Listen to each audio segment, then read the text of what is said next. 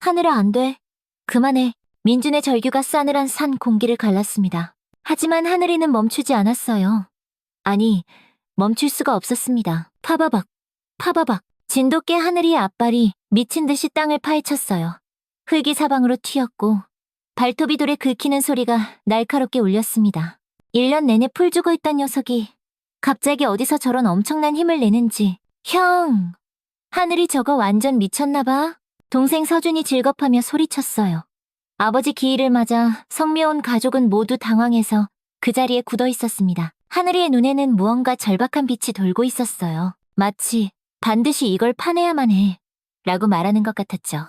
입에서는 거친 숨소리가 터져나왔고 온몸은 땀에 흠뻑 젖어 있었습니다. 하늘아, 제발. 아내 서연이 울먹이며 말했어요. 아버님의 무덤을 이렇게 파헤치는 하늘이의 모습이 너무나 충격적이었거든요. 끙끙, 낑낑. 하늘이가 낮은 신음과 함께 더욱 격렬하게 땅을 팠어요. 발톱에서는 피가 배어나왔지만 멈추지 않았습니다. 마치 그 밑에 정말로 중요한 무언가가 있다는 걸 확신하는 듯 보였어요. 이상해. 이건 정말 이상해. 민준이 중얼거렸어요. 12년간 수의사로 일했지만 이런 광경은 정말 처음이었습니다. 동물의 본능이 이렇게까지 강렬하게 터져나오는 건 극히 드문 일이거든요. 바로 그때였습니다. 어제 하늘이의 발톱이 무언가 단단한 것에 부딪혔어요. 하늘이가 갑자기 동작을 멈췄습니다. 그리고는 구멍을 들여다보더니 가늘게 울부짖기 시작했어요. 그 울음소리는 지난 1년간 들어왔던 어떤 소리와도 달랐습니다. 절망과 간절함, 그리고 무언가를 호소하는 듯한 애절함이 모두 뒤섞여 있었죠. 도대체 뭐가 있는 거야? 민준이 떨리는 손으로 하늘이가 파놓은 구멍을 들여다봤어요.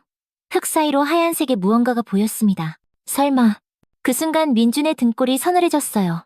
이건 분명 평범한 상황이 아니었습니다. 하늘이는 여전히 구멍을 향해 낑낑거리며 울고 있었어요. 1년 동안 한 번도 보지 못했던 강렬한 감정이 그 작은 몸짓에 모두 담겨 있었습니다. 하늘이가 정말 뭔가를 알고 있는 거구나. 민준은 깨달았어요. 아버지가 늘 하시던 말씀이 귓가에 맴돌았습니다. 하늘이는 특별한 아이야. 아버지의 무덤 밑에 숨겨진 그것은 과연 무엇이었을까요? 이 모든 이야기는 1년 전 아버지가 돌아가신 후 하늘이가 보이기 시작한 이상한 행동에서부터 시작됩니다. 여보, 하늘이 저러다 정말 큰일 나는 거 아니에요? 아내 서연의 걱정스러운 목소리가 새벽 공기를 갈랐습니다. 민주는 진료실 창 너머로 마당 구석에 웅크린 하늘이를 보며 깊은 한숨을 내쉬었어요. 6년 전 아버지가 직접 데려온 진돗개였지만 지금의 하늘이는 완전히 다른 개가 되어버렸습니다. 아버지가 돌아가신 후 1년째 아버지가 가장 아꼈던 하늘이는 마치 영혼을 잃어버린 듯했어요. 예전엔 그렇게 활발하고 사람을 좋아하던 녀석이었는데 어느 날부터인가 마당 한 구석에 웅크리고 앉아 하루 종일 멍하니 있기만 했습니다. 밥도 제대로 먹지 않고 산책을 나가자고 해도 고개만 젓더니 이내 그 자리로 돌아가곤 했어요. 마치 아버지를 기다리는 것처럼요. 형, 이렇게 계속 둘 수는 없잖아. 교사인 동생 서준이 조심스럽게 말을 꺼냈어요. 차분하지만 걱정이 가득한 눈빛이었습니다. 민준의 어깨가 무겁게 내려앉았어요. 동물병원을 운영한 지 12년. 수많은 아픈 동물들을 치료해왔지만 정작 제 반려견 하나 돌보지 못하고 있다는 현실이 가슴을 무겁게 짓눌렀습니다.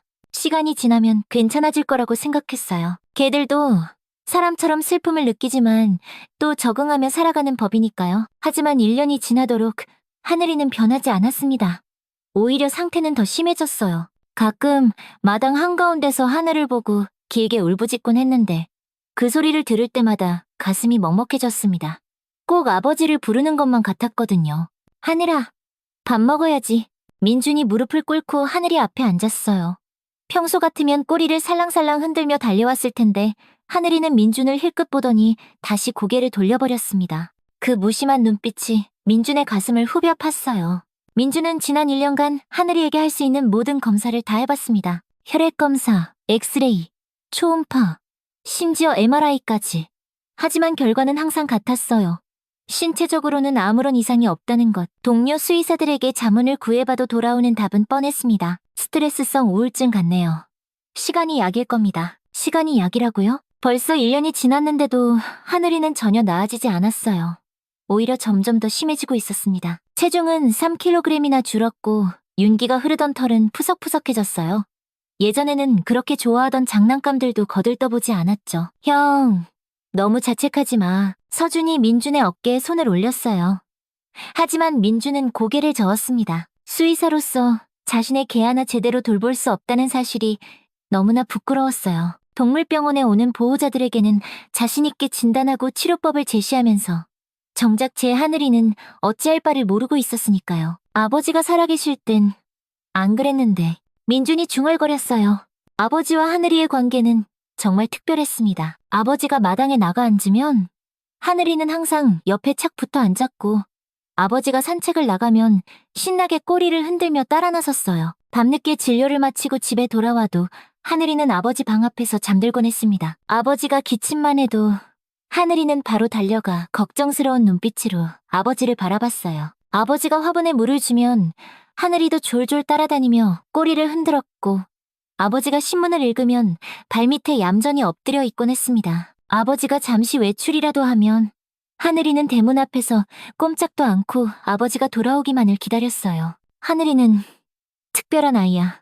아버지가 입버릇처럼 하시던 말씀이었어요. 그때는 그저 하늘이를 아끼는 마음에 하시는 말씀인 줄 알았는데 지금 생각해보니 정말로 특별한 무언가가 있었던 것 같았습니다. 아버지만 보면 눈빛부터 달라지고 아버지의 기분에 따라 하늘이의 행동도 달라졌으니까요. 여보, 오늘 하늘이 밥은 먹었어요? 조금요.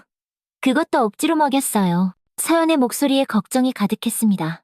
간호사인 서연은 하늘이를 돌보는 일에 민준만큼이나 신경을 썼어요. 하늘이가 특별히 좋아하던 닭가슴살도 삶아주고 따뜻한 우유도 데워주고 심지어 수제 간식까지 만들어줬지만 소용없었습니다. 하늘이는 겨우 몇 입 먹는 둥 마는 둥 하더니 다시 그 자리로 돌아가 웅크릴 뿐이었죠. 서준아, 솔직히 말해서 난 정말 모르겠다. 민준이 깊은 한숨을 쉬었어요. 12년간 수의사로 일하면서 이렇게 속수무책인 적은 처음이었습니다. 의학 교과서를 뒤지고 해외 논문을 찾아봐도 하늘이 같은 사례는 찾을 수가 없었어요. 아버지 돌아가시기 전에 은주 이모님이 간병해 주셨잖아. 그때는 하늘이가 이모님을 잘 따랐는데 서준의 말에 민주는 그때를 떠올렸습니다. 은주 이모님은 정말 헌신적으로 아버지를 돌봐주셨어요. 간호조무사 출신이라 전문적이기도 했고 무엇보다 아버지를 진짜 가족처럼 모셨습니다. 아버지도 은주 이모님을 많이 아끼셨고 신기하게도 하늘이도 유독 은주 이모님에게만은 온순하게 굴었죠. 하지만 아버지 장례식 이후로 연락이 끊긴 상태였습니다. 아버지가 돌아가셨을 때 은주 이모님은 정말 많이 우셨어요. 자기가 더 잘 돌봐드렸어야 했다며 자책하기도 했고요. 그날 저녁 민주는 진료실에서 혼자 하늘이의 차트를 다시 들여다봤어요. 1년간 기록한 모든 관찰 일지와 검사 결과들이 빼곡히 적혀 있었습니다. 하지만 그 어디에도 명확한 해답은 없었어요. 체중 감소, 식욕 부진, 활동량 저하, 사회성 결여, 수면 패턴 이상, 간헐적 울음. 모든 증상이 반려동물 상실 증후군의 전형적인 모습이었습니다. 하지만 하늘이의 경우는 뭔가 달랐어요. 단순히 주인을 그리워하는 것, 그 이상의 무언가가 있는 것 같았습니다. 마치 하늘이가 무언가 중요한 걸 알고 있는데 그걸 표현할 방법이 없어서 답답해하는 것처럼 보였어요. 아버지, 하늘이가 왜 이러는 걸까요? 민준이 아버지의 영정 사진 앞에서 중얼거렸어요. 사진 속 아버지의 온화한 미소가 그를 내려다보고 있었습니다. 그 미소를 보고 있으니 문득 아버지가 하늘이를 처음 데려오시던 날이 생각났어요. 민준아, 이 녀석을 잘 부탁한다. 나중에 꼭 필요한 순간이 올 게다. 그때는 그게 무슨 말씀인지 몰랐는데 지금 생각해보니 꼭 예언처럼 들렸어요. 아버지는 정말로 하늘이에게 무언가 특별한 걸 남겨두고 가신 게 아닐까요? 새벽 3시, 민주는 마당으로 나가 하늘이 옆에 앉았습니다. 하늘이는 민준을 힐끔 보더니 이내 다시 허공을 바라봤어요. 차가운 밤 공기가 둘을 감쌌습니다. 하늘아, 아버지가 그리워? 민준이 조용히 물었어요. 하늘이의 귀가 살짝 움직였지만 여전히 고개를 돌리지는 않았습니다. 민준은 하늘이의 등을 천천히 쓰다듬었어요. 예전보다 훨씬 마른 등뼈가 손에 앙상하게 만져졌습니다. 나도 그리워. 정말 많이. 민준의 목소리가 가늘게 떨렸어요. 그때 하늘이가 처음으로 고개를 돌려 민준을 바라봤습니다. 그 눈에는 깊은 슬픔과 함께 무언가를 간절히 바라는 듯한 빛이 담겨 있었어요. 뭘 말하고 싶은 거야, 하늘아. 제발. 하지만 하늘이는 다시 고개를 돌려버렸습니다. 그리고는 갑자기 하늘을 보고 길게 울부짖기 시작했어요. 그 울음소리는 평소와는 차원이 달랐습니다. 더 애절하고 더 간절했어요. 마치 무언가를 애타게 호소하는 것만 같았습니다. 민주는 그 순간 깨달았어요. 자신이 그동안 수의사로서의 지식에만 의존하고 있었다는 것을요. 정작 하늘이의 마음을 들여다보려 노력하지 않았다는 것을요. 아버지가 하늘이는 특별한 개라고 하셨던 그 말의 진짜 의미를 이제야 알 것 같았습니다. 하늘이에게는 분명 사람이 이해할 수 없는 특별한 능력이 있었어요. 그리고 그 능력이 지금 하늘이를 괴롭히고 있는 것 같았습니다. 민주는 그날 밤 결심했어요. 수의사로서의 접근 방식을 바꿔야겠다고. 과학적 진단보다는 하늘이의 마음을 먼저 이해해보겠다고 말이죠. 그리고 며칠 후 아버지의 첫 기일을 앞두고 서연이 제안했습니다. 여보, 성묘갈 때 하늘이도 데려가면 어떨까요? 그때 민주는 알지 못했습니다. 그 성묘가 모든 것을 바꿀 운명의 날이 될 줄은요. 하늘아, 차에 타자. 민준이 하늘이를 부르는 순간이었어요. 그때까지 1년 동안 무기력하게 지내던 하늘이가 갑자기 귀를 쫑긋 세웠습니다. 아버지의 첫 기일, 성묘를 가는 날 아침이었습니다. 하늘이가 반응하네? 서연이 놀란 표정으로 말했어요. 평소 같으면 관심도 보이지 않았을 텐데 그날따라 하늘이는 꼬리를 살짝 흔들며 차 쪽으로 다가왔습니다. 어머나, 하늘이가 나오네. 서준도 신기했어요. 정말 오랜만에 보는 하늘이의 적극적인 모습이었거든요. 1년 내내 마당 한 구석에서 멍하니 있던 녀석이 이렇게 반응을 보이다니요. 아버지가 보고 싶은가 보네. 민준이 하늘이의 머리를 쓰다듬으며 말했어요. 하늘이는 평소와 달리 민준의 손길을 피하지 않았습니다. 오히려 꼬리를 살랑이며 차문 앞에서 기다리고 있었어요. 그래, 같이 가자. 아버지도 하늘이 보고 싶어 하실 거야. 아버지 산소까지는 차로 40분 정도 걸렸어요. 하늘이는 뒷자리에서 조용히 창밖을 바라보고 있었는데 신기하게도 평소의 무기력한 모습과는 완전히 달랐습니다. 마치 어딘가 가야 할 곳이 있다는 걸 아는 것처럼요. 여보, 하늘이 표정이 달라 보이지 않아요? 서연이 뒷자리를 돌아보며 말했어요. 정말 그랬습니다. 하늘이의 눈에는 1년 만에 처음으로 생기가 돌고 있었어요. 하지만 그 생기 속에는 왠지 모를 긴장감도 섞여 있었습니다. 산에 가까워질수록 하늘이는 점점 안절부절 못하는 모습을 보였습니다. 앉았다. 일어서기를 반복하며 창밖을 뚫어져라 바라봤어요. 마치 무언가를 애타게 찾고 있는 것 같았습니다. 왜 저러지? 민준이 백미러로 하늘이를 보며 중얼거렸어요.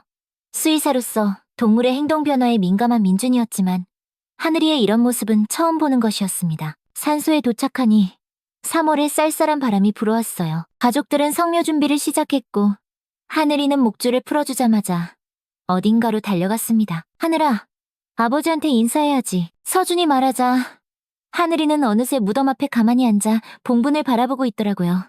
한참을 그렇게 말없이 앉아 있었습니다. 아이고, 우리 하늘이 그렇게 아버지를 좋아했는데 가족들은 그 모습을 보고 마음이 짠해졌어요.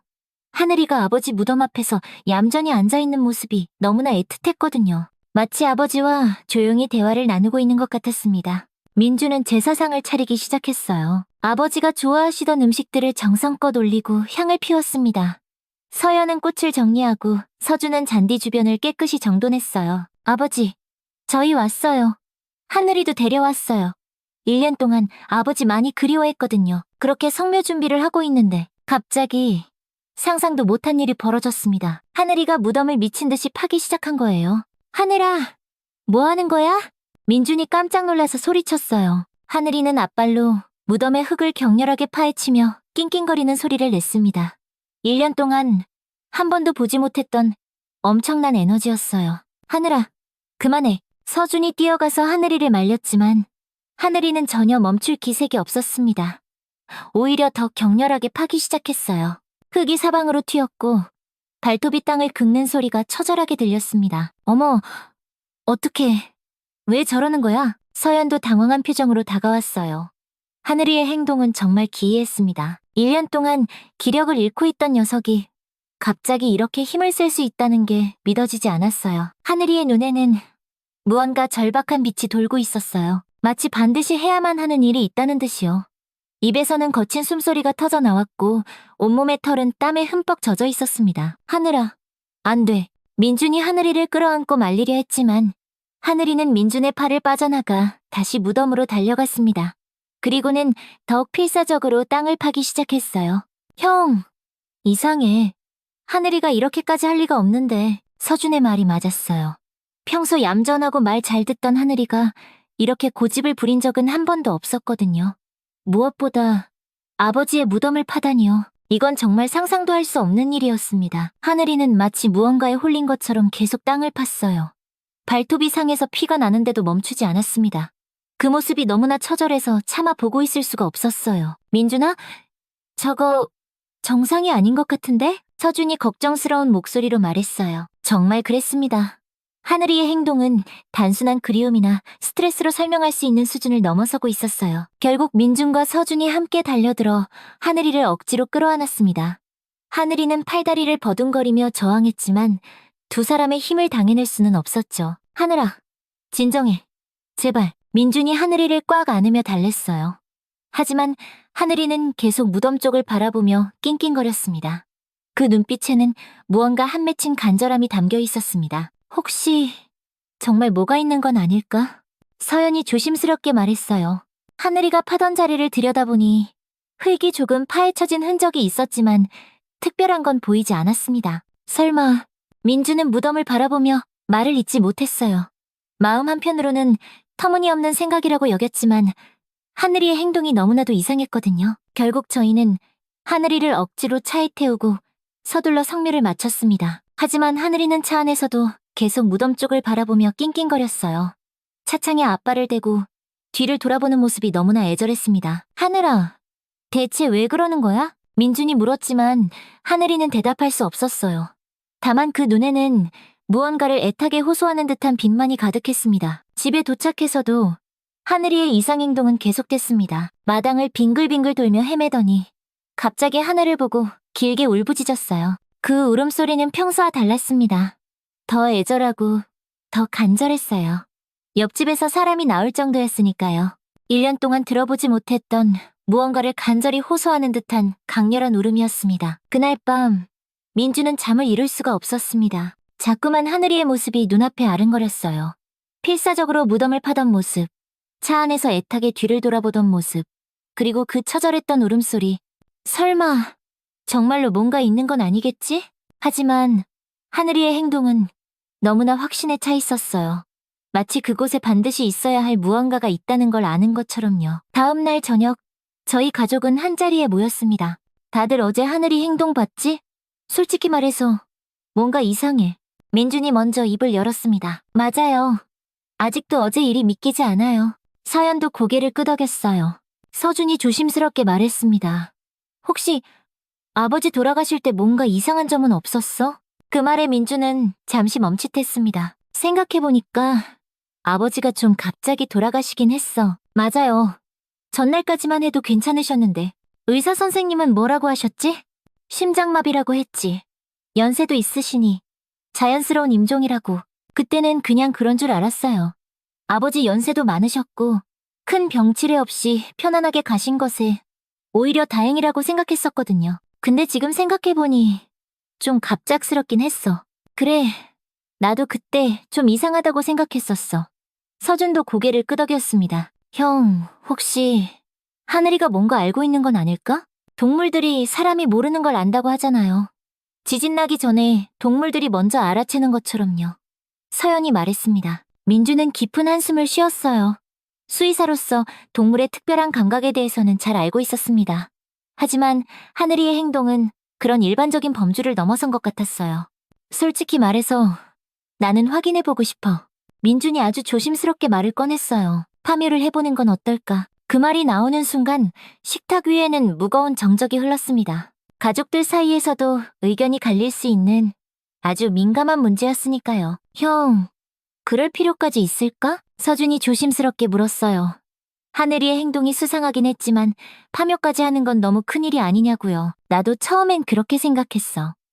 하지만 어제를 다시 생각해봐. 1년 내내 풀 죽어있던 애가 하필 아버지 무덤에서 갑자기 그랬던 게 과연 우연일까?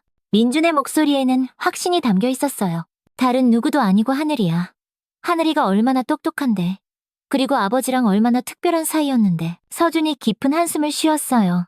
형, 그럼 정말 파묘를 해야 한다는 거야? 하늘이가 계속 저러면 우리도 마음이 편치 않을 거야. 평생 이렇게 찝찝하게 살 수는 없잖아. 차라리 한번 확인해보자. 별일 없으면 다시 잘 모셔드리면 되지. 서준도 결국 고개를 끄덕였습니다. 그래, 생각해보니 형 말이 맞는 것 같아. 아버지께는 죄송하지만 한번 해보자. 어쩌면 이게 아버지를 위한 일일지도 몰라. 그렇게 저희는 파묘를 결정했습니다. 쉬운 결정은 아니었지만 하늘이의 이상 행동을 그냥 모른 척할 수는 없었어요. 무엇보다 하늘이가 그토록 필사적으로 파헤치려 했던 이유가 분명히 있을 것만 같았거든요. 정말 파묘를 진행하시겠습니까? 장의업체 직원의 조심스러운 물음에 민주는 깊은 한숨을 쉬었어요. 파묘 당일, 이른 아침부터 산에는 짙은 안개가 깔려 있었습니다. 3월 중순이었지만 산위는 여전히 쌀쌀했고 바람 한 점 없이 고요했어요. 네, 부탁드립니다. 민준의 목소리가 떨렸어요. 아버지를 다시 파헤쳐야 한다는 것만으로도 가슴이 미어졌거든요. 하지만 하늘이의 그 필사적인 모습을 잊을 수가 없었습니다. 저와 서연, 그리고 서준이 함께 산소로 향했습니다. 산소에 도착하자 장의업체 직원들이 이미 와 있었어요. 삽과 각종 도구들을 준비해두고 저희를 기다리고 있었습니다. 안녕하세요. 파묘 신청하신 박민준 씨 맞으시죠? 네, 맞습니다. 네, 그럼 시작하겠습니다. 장의업체 직원들이 조심스럽게 봉분의 흙을 걷어내기 시작했습니다. 한 삽 한 삽 흙이 파헤쳐질 때마다 민준의 심장이 쿵쾅거렸어요. 정말 무언가 나올까? 아니면 그냥 우리만의 착각일까? 형, 괜찮아? 서준이 창백해진 민준의 얼굴을 보며 걱정스럽게 물었어요. 민준은 고개를 끄덕였지만 손은 계속 떨리고 있었습니다. 하늘이가 그렇게까지 했으니까 분명 뭔가 있을 거예요. 서연이 민준의 손을 꽉 잡으며 말했어요. 하지만 서연의 손 역시 차갑게 식어 있었습니다. 그런데 무덤을 파던 직원들이 갑자기 멈칫했어요. 어? 이건 뭐지? 직원 한 명이 고개를 갸우뚱하며 말했습니다. 장의업체 직원들은 아버지의 관이 있을 위치보다 조금 옆을 파더니 놀란 눈으로 무언가를 계속 확인했어요. 무슨 일 있어요? 뭐가 나왔나요? 민준이 다가가서 물었습니다. 가슴이 미친 듯이 뛰기 시작했어요. 정말로 하늘이가 맞았던 걸까요? 여기 유골함이 하나 더 있습니다. 네? 뭐라고요? 민준은 깜짝 놀라서 무덤 속을 들여다봤어요. 정말로 그곳에는 작은 사각형 모양의 하얀색 유골함이 있었습니다. 이거 혹시 가족분들께서 묻으신 건가요? 아니요. 저희는 유골함을 묻은 적이 없습니다. 민준의 목소리가 높아졌어요. 도대체 이게 무슨 일인가 싶었거든요. 그럼 아버님 말고 다른 분이 함께 묻혀 있다는 건가요? 그런 것 같습니다. 이건 명백한 불법 매장입니다. 순간 민준은 무릎에 힘이 풀렸습니다. 세상에, 정말 하늘이가 알고 있었던 거예요. 뭔가 문제가 있었던 겁니다. 1년 동안 하늘이가 그토록 괴로워했던 이유가 바로 이것 때문이었던 거예요. 직원들이 조심스럽게 유골함을 들어올렸어요. 유골함은 생각보다 작았습니다. 앞면에는 작은 명패가 붙어 있었어요. 이름이 적혀 있네요. 김지은이라고 되어 있습니다. 김지은? 저희는 서로의 얼굴만 멍하니 바라봤어요. 전혀 들어본 적 없는 이름이었거든요. 1998년생이네요. 젊은 분인데 서준이 안타까운 목소리로 말했어요. 25이면 정말 꽃다운 나이였습니다. 그런데 왜 우리 아버지 무덤 옆에 이상하네요. 보통은 화장일자나 정보가 적혀 있는데 이름만 딱 있네요. 혹시 언제쯤 묻힌 건지 알 수 있을까요? 흙의 상태로 보아 그리 오래되진 않은 것 같습니다. 한 1년 정도 된 것 같네요. 1년? 그럼 아버지가 돌아가신 직후라는 말이었습니다. 민준의 머릿속이 복잡하게 얽혔습니다. 일단 경찰에 신고해야겠어요. 민준은 바로 112에 전화를 걸었어요. 경찰이 현장에 도착하는 데는 30분 정도 걸렸습니다. 신고하신 분이 박민준 씨 되시죠? 네, 맞습니다. 경찰관이 상황을 확인하고 사진을 찍었습니다. 유골함도 증거물로 임시 보관하기로 했어요. 김지은이라는 분에 대해 아시는 점이 있으신가요? 전혀요. 정말 처음 듣는 이름입니다. 민준이 고개를 저었어요. 알겠습니다. 그럼 저희가 수사를 통해 신원을 확인해 보겠습니다. 며칠 정도 시간이 걸릴 수 있습니다. 경찰이 돌아간 후 저희는 망연자실한 채 집으로 돌아왔어요. 김지은, 도대체 누구일까요? 25살의 젊은 여성이 아무런 관련도 없는 우리 아버지 무덤 옆에 묻힐 리는 없는데 집에 도착하자마자 하늘이가 저희를 맞이했어요. 신기하게도 하늘이의 표정이 어제와는 완전히 달랐습니다. 1년 만에 처음으로 꼬리를 흔들며 저희를 반겨주었어요. 하늘아, 너 다 알고 있었구나. 민준이 하늘이를 끌어안으며 말했어요. 하늘이는 민준의 얼굴을 연신 핥아주었습니다. 마치 이제야 알아줘서 고마워요 라고 말하는 것처럼요. 세상에, 우리 하늘이 정말 똑똑하네. 우리가 모르는 걸 다 알고 있었어. 서연도 눈시울이 붉어져 하늘이를 쓰다듬으며 말했어요. 그날 하늘이는 1년 만에 처음으로 밥을 깨끗이 비웠습니다. 며칠 뒤 경찰서에서 연락이 왔어요. 신원 확인이 쉽지 않은 상황입니다. 동명이인이 너무 많고 다른 정보가 너무 제한적이어서요. 그럼 어떻게 해야 하나요? 좀 더 시간을 두고 수사해보겠습니다. 혹시 고인과 관련해서 짐작가는 분이 있으시면 연락 부탁드립니다. 전화를 끊고 나서 민주는 깊은 고민에 빠졌어요. 도대체 우리가 모르는 비밀이 무엇일까? 이대로 손 놓고 기다릴 수만은 없었습니다. 그때 문득 한 사람이 떠올랐어요. 아버지를 간병해주셨던 은주 이모님. 은주 이모님은 마지막까지 아버지를 가장 가까이에서 돌봐주신 분이었어요. 저희에게는 정말 고마운 가족 같은 분이었습니다. 혹시 아버지가 은주 이모님께 무언가를 말씀하시지는 않았을까? 아니면 은주 이모님이 무언가를 알고 계시는 건 아닐까? 혹시 은주 이모님이 뭔가 알고 계실지도 몰라. 아버지를 가장 가까이에서 돌보셨잖아. 맞아, 형. 한번 여쭤보자. 서준도 고개를 끄덕였어요. 그래서 저희는 곧바로 은주 이모님께 전화를 걸었습니다. 이모님의 목소리는 반가움이 가득했지만 어딘가 조심스러운 기색도 느껴졌어요. 아버님 관련해서 여쭤볼 게 좀 있어서요. 그 말에 이모님의 목소리의 순간 긴장감이 스쳤습니다. 마치 무언가 예상하고 있었다는 듯한 느낌이었어요. 전화로는 설명드리기 좀 어려워서요. 혹시 저희 집에 한번 와주실 수 있으세요? 아이고, 그럼요. 그럼요. 제가 가야죠.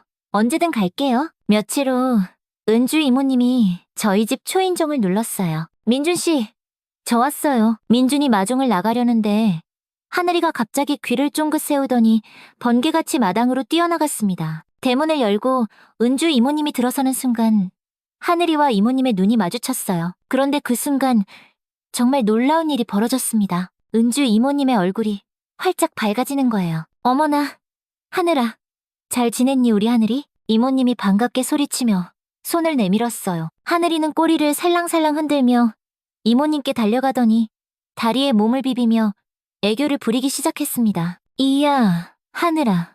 이모님이 그렇게 좋아? 민준이 웃으며 말했어요. 1년 동안 그 누구에게도 마음을 열지 않던 하늘이가 은주 이모님께만은 이렇게 반가워하다니요. 우리 하늘이가 얼마나 기특한지 몰라요.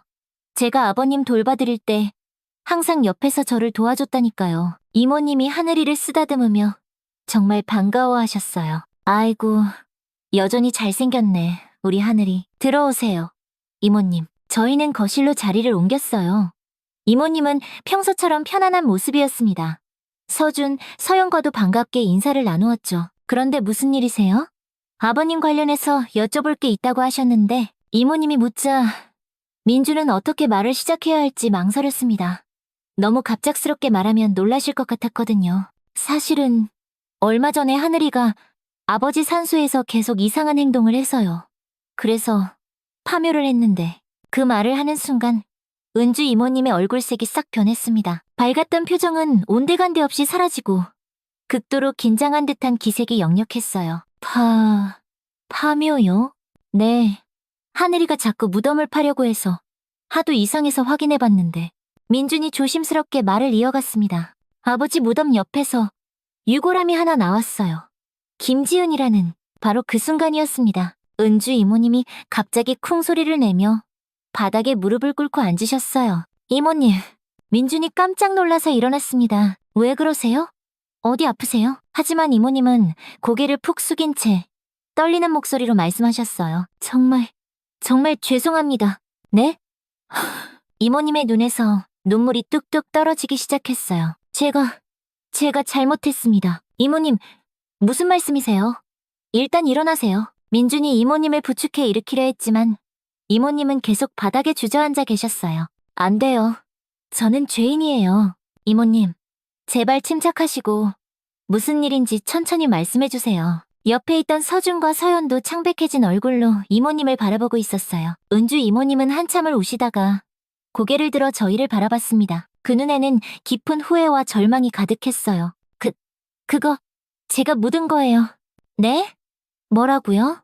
김지은, 제가 묻었습니다. 이모님이 다시 고개를 숙이며 오열하기 시작했어요.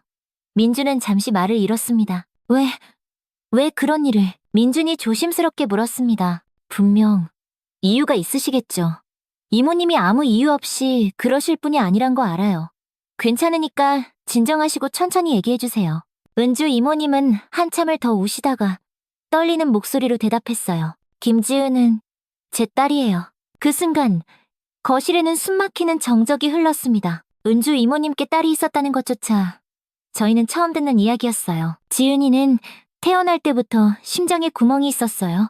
그래서 아주 어릴 때부터 수술을 받으며 살아왔습니다. 이모님의 목소리가 가늘게 떨렸어요. 7살 때 첫 수술, 12살 때 두 번째 수술, 고등학교 2학년 때 세 번째 수술.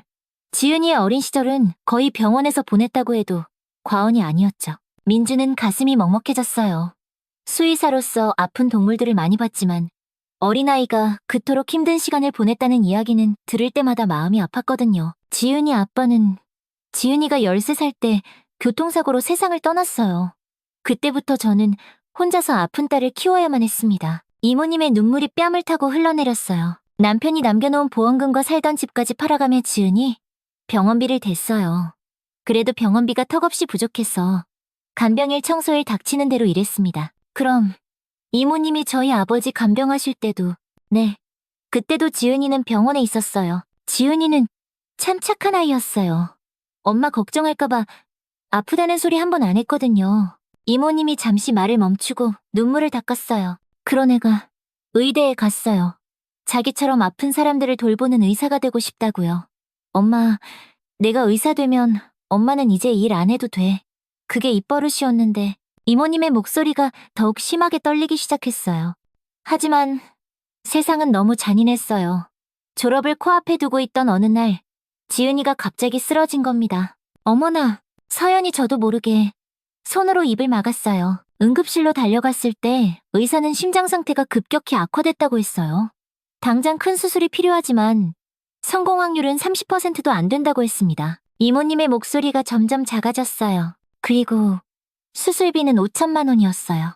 5천만 원이요? 서준이 놀란 목소리로 말했어요. 저는 망설일 시간이 없었어요. 돈이 없어도 좋으니 일단 수술부터 해달라고 의사에게 매달렸습니다. 제발 우리 딸 좀 살려주세요. 돈은 제가 어떻게든 마련할게요. 빌고 또 빌었죠. 이모님이 흐느끼기 시작했어요. 하지만 병원은 냉정했어요. 수술비를 먼저 내야 한다고요. 이미 밀린 병원비까지 합쳐서 총 7천만 원을요. 7천만 원. 민준이 나지막이 중얼거렸어요. 그 큰 돈을 어떻게. 저는 그 길로 사채업자를 찾아갔어요. 이자가 얼마인지 따질 겨를도 없었습니다.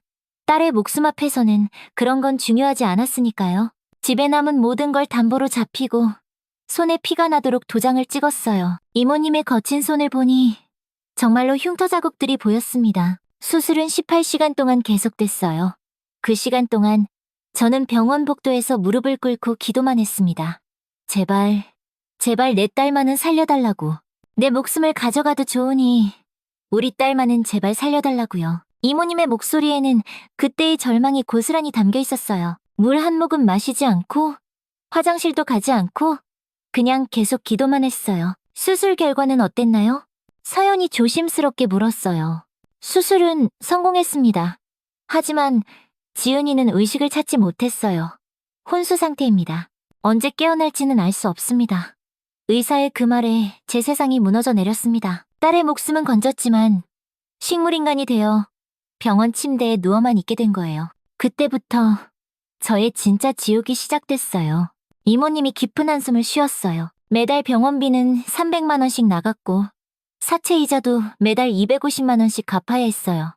제 월급으로는 도저히 감당할 수 없는 돈이었습니다. 그래서 저희 아버지 간병인을 네, 하루에 4시간씩 자면서 일했어요. 새벽엔 청소, 낮에는 간병, 밤에는 식당 설거지. 그래도 돈은 항상 모자랐습니다. 이모님의 이야기를 들으며 민준의 가슴이 미어졌어요. 그렇게 힘든 상황에서도 아버지를 그토록 정성스럽게 돌봐주셨다니. 그러다 아버님 간병인을 소개받게 된 거예요. 24시간 간병이라 버리가 괜찮았거든요. 그때 아버지가 이모님을 도와주셨군요. 네. 아버님은 제 딱한 사정을 아시고 매달 200만 원씩 몰래 도와주셨어요.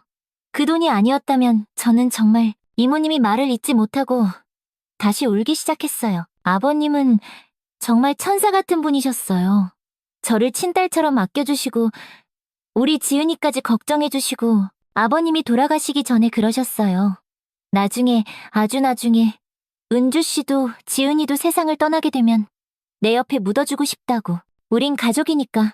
라고요. 그 말에 민준의 눈시울이 붉어졌어요. 하지만 그 약속은 지켜질 수 없었어요. 아버님이 생각보다 너무 빨리 돌아가셨거든요.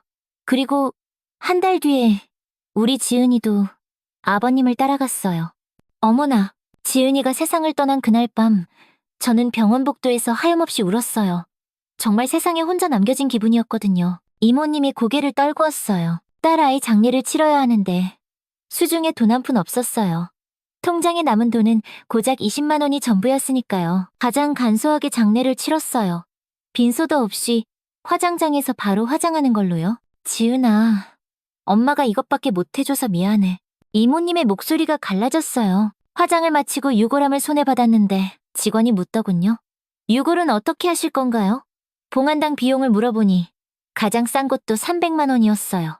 제게 그런 돈이 어디 있겠어요? 이모님의 눈에서 더 많은 눈물이 흘러내렸어요. 집조차 안전하지 않았어요. 사채업자들은 매일같이 전화를 해댔고 집 월세도 몇 달이나 밀려 당장 쫓겨날 판이었죠. 그때 아버지 말씀이 떠오르기 시작했어요. 네, 처음에는 아무리 그래도 그건 아니지 라고 생각했어요. 아버님이 그렇게 말씀하셨어도 피 한 방울 안 섞인 남인데 여러분께 연락할 염치도 없었고요. 하지만 며칠 밤낮을 고민해도 다른 방법이 없었습니다. 지은이 유골함을 들고 길바닥에 나앉게 생긴 거죠. 그래서 결국 저는 저 자신을 설득하기 시작했어요. 아버님이 우리를 가족이라고 하셨으니까 괜찮을 거라고요. 이모님이 떨리는 목소리로 말을 이어갔어요. 그날 밤 저는 지은이의 유골함을 품에 안고 산으로 향했어요. 아무도 없는 새벽, 손전등 하나에 의지해서요. 민주는 그 상황을 상상하니 가슴이 아팠습니다. 아버님 무덤에 도착했을 때 저는 한참을 서 있기만 했어요. 아버님, 저 왔어요. 죄송해요. 정말 죄송해요. 이렇게밖에 할 수가 없어서 죄송해요. 정말 이래도 되는 건지 발이 떨어지지 않았거든요. 이모님의 눈에서 눈물이 주룩주룩 흘러내렸어요. 우리 지은이가 갈 곳이 없어요. 이 못난 엄마가 능력이 없어서. 그렇게 저는 아버님 무덤 옆에 맨손으로 작은 구덩이를 팠어요. 그리고 지은이 유골함을 조심스럽게 묶고 다시 흙을 덮었습니다. 지은아, 엄마가 제대로 못해줘서 미안해. 엄마가 나중에 꼭 다시 찾으러 올게. 꼭 좋은 곳에 옮겨줄게. 아버님 정말 죄송합니다.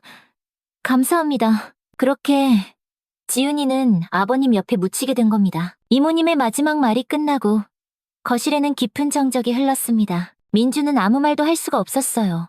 목이 메어 한마디도 나오지 않았습니다. 서준도 고개를 숙인 채 어깨를 떨고 있었고 서연은 이미 소리 없이 눈물을 훔치고 있었어요.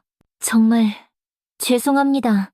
제가 죄인입니다. 이모님이 여전히 고개를 숙인 채 말씀하셨어요. 이모님, 그런 말씀 마세요. 서연이 먼저 울먹이며 말했습니다. 이모님이 잘못하신 게 아니에요. 저희 다 이해해요. 괜찮아요. 그동안 정말 힘드셨겠어요. 서준도 고개를 들었어요. 눈이 새빨갛게 충혈되어 있었습니다. 저희한테 말씀하시지 그러셨어요. 혼자 그렇게 고생하시고 그때 조용히 있던 하늘이가 일어나더니 은주 이모님 앞으로 다가갔어요. 그리고는 이모님의 무릎에 가만히 머리를 올려놓았습니다. 하늘아, 하늘이는 이모님의 손등을 부드럽게 핥아주었어요. 이모님, 민준이 조심스럽게 입을 열었습니다. 아버지 말씀이 맞아요. 우린 가족이에요. 지은이도 우리 딸, 우리 조카나 마찬가지예요. 그 말에 은주 이모님의 눈에서 참았던 눈물이 폭포수처럼 쏟아져 내렸어요. 정말 제가 이래도 괜찮을까요? 괜찮은 게 아니라 오히려 당연한 거예요. 서연이 말했습니다. 이모님이 우리 아버님을 그렇게까지 돌봐주셨는데요. 저희는 정말 괜찮으니까요. 아버지 무덤 옆에 지은이를 그대로 두세요. 그럼 지은이도 외롭지 않을 거고 아버지께서 잘 돌봐주실 거예요. 서준이 덧붙였어요. 그 말에 이모님은 아이처럼 소리내어 울기 시작했습니다. 감사합니다. 정말 감사합니다. 저희도 모두 함께 울었어요. 그 슬프고도 감동적인 순간에 눈물을 참을 수 있는 사람은 아무도 없었습니다. 지은이를 아버지 곁에 정식으로 모셔드리는 게 어떨까요? 며칠 후 민준이 가족회의에서 말을 꺼냈어요. 이모님의 진실을 알게 된 후 저희 가족은 많은 대화를 나누었고 모두 같은 마음이었습니다. 그래, 그렇게 하자. 아버지도 그걸 원하실 거야. 서준이 고개를 끄덕였어요. 그리고 지은이도 제대로 된 안식처가 필요해. 서연도 동의했습니다. 저희는 은주 이모님께 전화를 걸었어요. 이모님, 지은이를 아버지 곁에 정식으로 모시는 날을 정하면 어떨까요? 저희가 가족으로서 제대로 된 의식을 치러드리고 싶어요. 전화 너머로 이모님의 흐느끼는 소리가 들려왔습니다. 정말 그래도 될까요? 그럼요. 당연하죠. 우린 가족이니까요. 며칠 후 지은이를 아버지 곁에 정식으로 안치하는 날이 왔습니다. 그날 아침 은주 이모님은 일찍부터 저희 집에 오셨어요. 검은 한복을 곱게 차려입고 손에는 하얀 국화꽃 한 다발을 들고 계셨습니다. 지은아, 미안해. 엄마가 미안해. 이모님이 꽃다발을 보며 조용히 말씀하셨어요. 그 목소리에는 1년간의 죄책감과 그리움이 모두 담겨 있었습니다. 하늘이도 그날 아침부터 달랐어요. 평소보다 훨씬 차분하고 경건한 모습이었습니다. 마치 오늘이 아주 특별한 날이라는 걸 아는 것처럼요. 하늘아, 오늘 지은이 누나 제대로 모셔드리는 날이야. 민준이 말하자 하늘이는 꼬리를 살짝 흔들어 보였어요. 그 눈빛에는 1년 만에 찾은 평온함이 담겨 있었습니다. 산소에 도착했을 때 민준의 가슴이 뭉클해졌어요. 1년 전 하늘이가 그토록 필사적으로 파헤치던 바로 그 자리에 다시 서 있으니 감회가 새로웠습니다. 하늘이가 정말 다 알고 있었구나. 서준이 하늘이를 보며 말했어요. 하늘이는 특별한 개니까. 민준이 대답했습니다. 아버지가 하시던 그 말씀의 의미를 이제야 완전히 이해할 수 있었어요. 이모님은 한참 동안 아버지 무덤을 바라보셨어요. 아버님, 감사합니다. 좋은 가족을 만나게 해주셔서, 제 남은 인생을 살려주셔서. 이모님의 목소리가 떨리고 있었어요. 민준도 무덤 앞에 서서 묵념했습니다. 아버지, 이제 걱정 마세요. 은주 이모님은 저희가 잘 모실게요. 지은이도 저희 딸처럼, 조카처럼 여기고 잘 돌볼게요. 저희는 직접 지은이의 자리를 만들어주기로 했습니다. 이모님은 작은 삽을 들고 계셨고, 저희도 각자 도구를 들고 아버지 무덤 옆에 작은 구덩이를 파기 시작했어요. 돌아가면서 정성껏 땅을 팠습니다. 30분쯤 지나자 적당한 깊이의 구덩이가 완성됐어요. 1년 전 이모님이 혼자서 눈물로 파던 그 자리보다 조금 더 깊고 정성스럽게 만들어졌습니다. 지은아, 할아버지께 감사하다고 인사드려. 이모님이 유골함을 아버지 무덤 쪽으로 향하게 하며 말씀하셨어요. 그리고 조심스럽게 유골함을 구덩이에 안치했습니다. 이모님의 눈에서 눈물이 흘러내렸지만 이번에는 슬픔보다는 안도의 눈물이었습니다. 1년 동안 가슴을 짓누르던 무거운 짐을 드디어 내려놓는 기분이었을 거예요. 저희는 다시 흙을 덮기 시작했어요.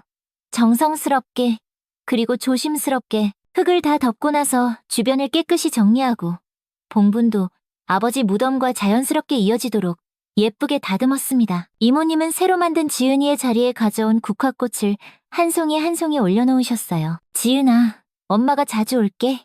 할아버지랑 잘 지내고 있어. 마지막으로 저희는 모두 함께 절을 올렸습니다.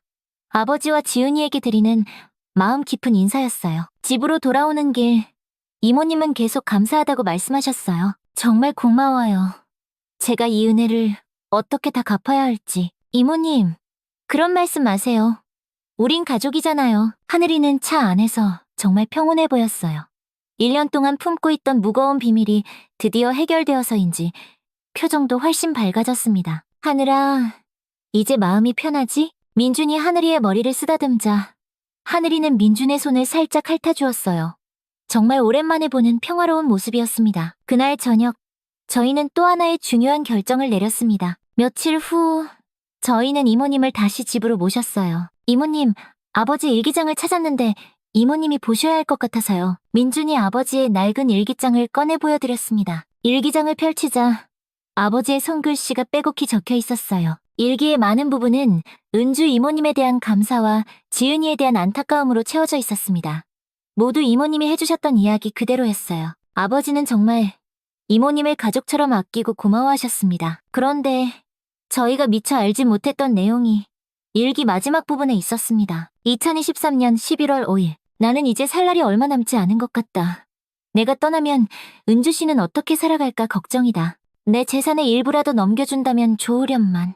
그건 내 자식들에게 미안한 일이라 차마 말을 꺼낼 수가 없다. 고민이 많은 밤이다. 그리고 며칠 뒤 아버지는 세상을 떠나셨습니다. 이모님, 저희가 결정했습니다. 민준이 말했어요. 저희가 아버지의 뜻을 이어가겠습니다. 아버지는 이모님께도 재산을 나눠주고 싶어 하셨어요. 안 돼요. 그건 정말 안 됩니다. 이모님이 깜짝 놀라며 손사래를 쳤어요. 이미 너무나 큰 은혜를 입었는데 제가 어떻게 재산까지... 이모님, 이것도 아버지의 뜻이에요. 저희가 무시할 수 없어요. 아버지의 유언이나 마찬가지입니다. 서준이 일기장을 들어보이며 말했어요. 이모님이 거절하시면 하늘에 계신 아버지가 오히려 서운해하실 거예요. 맞아요. 이모님은 저희보다도 아버지를 더 잘 돌봐주셨어요. 이모님 덕분에 저희도 마음이 든든했고요. 그리고 아버지뿐만 아니라 저희도 이모님을 가족으로 생각해요. 가족이 이렇게 힘든데 저희가 돕는 게 당연하죠. 결국 이모님은 저희의 간곡한 권유에 못 이겨 유산을 받기로 하셨습니다. 물론 재산의 일부였지만 이모님이 사채 빚을 모두 갚고 작은 아파트를 얻어 새 출발을 하기에 충분한 금액이었습니다. 정말 감사합니다. 이 은혜를 평생 잊지 않고 살게요. 이모님은 그 자리에서 한참을 울며 고마워하셨어요. 그로부터 몇 주가 지났습니다. 은주 이모님은 아버지의 유산으로 빚을 모두 청산하고 작은 아파트를 마련하셨어요. 무엇보다 달라진 건 이모님의 표정이었습니다. 깊게 패였던 주름 사이로 이제야 편안한 미소가 번졌습니다. 정말 꿈만 같아요. 제게 이런 날이 올 줄 누가 알았겠어요. 이모님이 저희 집에 놀러 오셔서 말씀하셨어요. 그리고 저희는 이모님께 또 하나의 제안을 했습니다. 이모님, 혹시 하늘이랑 같이 지내실 생각 없으세요? 네? 하늘이랑요? 이모님이 깜짝 놀라셨어요. 저희가 워낙 바빠서 하늘이가 낮에 혼자 있는 시간이 많거든요. 이모님도 혼자 계시면 외로우실 테고 하늘이도 이모님을 정말 좋아하잖아요. 서로에게 좋은 가족이 되어줄 것 같아서요. 이모님은 하늘이를 바라보셨어요. 하늘이는 마치 대화 내용을 다 알아듣는 것처럼 이모님 곁으로 다가가 얌전히 앉았습니다. 하늘아, 이모랑 같이 살래? 이모님이 묻자 하늘이는 꼬리를 세차게 흔들며 이모님의 손을 핥아주었어요. 마치 네, 좋아요 라고 대답하는 것 같았습니다. 어머, 보세요. 하늘이가 좋대요. 네, 좋아요. 저도 하늘이랑 함께라면 정말 좋을 것 같아요. 그렇게 하늘이는 은주 이모님과 새로운 가족이 되었습니다. 하늘이가 떠나는 날, 저희는 모두 아쉬웠지만 한편으로는 마음이 놓였습니다. 하늘아, 이모님 잘 모시고 행복해야 해. 민준이 하늘이의 머리를 쓰다듬자 하늘이는 민준의 얼굴을 빤히 바라보더니 왕! 하고 짧게 짖었어요. 꼭 알겠다고 대답하는 것 같았죠. 그날 이후 은주 이모님과 하늘이는 정말 행복하게 지냈어요. 일주일에 한두 번씩 저희가 이모님 댁에 놀러 가곤 했는데 갈 때마다 두 분의 모습은 정말 행복해 보였습니다. 어머, 우리 하늘이 산책 갈까? 이모님이 말씀하시면 하늘이는 신이 나서 꼬리를 프로펠러처럼 돌리며 따라 나섰어요. 하늘이가 정말 건강해졌네요. 민준이 말했어요. 하늘이의 털에는 윤기가 흘렀고 표정도 몰라보게 밝아졌습니다. 그럼요. 저도 하늘이 덕분에 매일 웃으면서 살아요. 아침에 눈 뜨면 하늘이가 반겨주고 저녁에도 함께 있어주니 하나도 외롭지 않아요. 매일 산책하다 보니 저도 더 건강해진 것 같고요. 이모님의 얼굴에 웃음꽃이 피었습니다. 그렇게 1년이 흘렀습니다. 아버지의 두 번째 기일이 다가왔어요.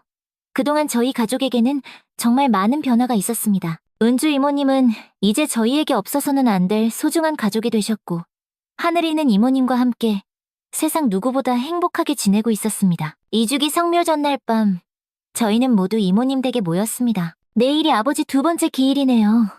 벌써 2년이라니. 시간이 참 빨라요. 그러게요. 그동안 정말 많은 일이 있었네요. 이모님이 무릎에 머리를 기대고 잠든 하늘이를 쓰다듬으며 말씀하셨어요. 하늘아, 내일 할아버지 만나러 가자. 이모님의 말에 하늘이는 꼬리를 살짝 흔들어 보였어요.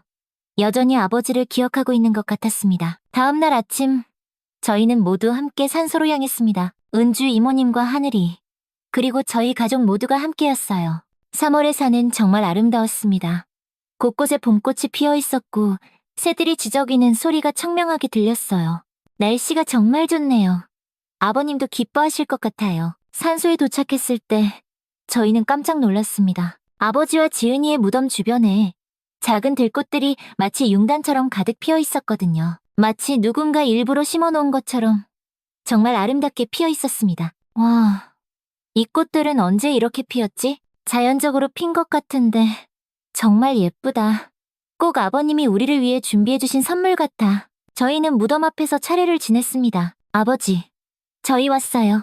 저희 모두 건강하게 잘 지내고 있어요. 아버님, 저도 잘 지내고 있어요. 정말 감사합니다. 지은아, 엄마도 이제 정말 행복해. 할아버지랑 함께 있어서 외롭지 않지? 그때 하늘이가 갑자기 일어나더니 무덤 주위를 천천히 한 바퀴 돌기 시작했어요. 하지만 2년 전과는 완전히 달랐습니다.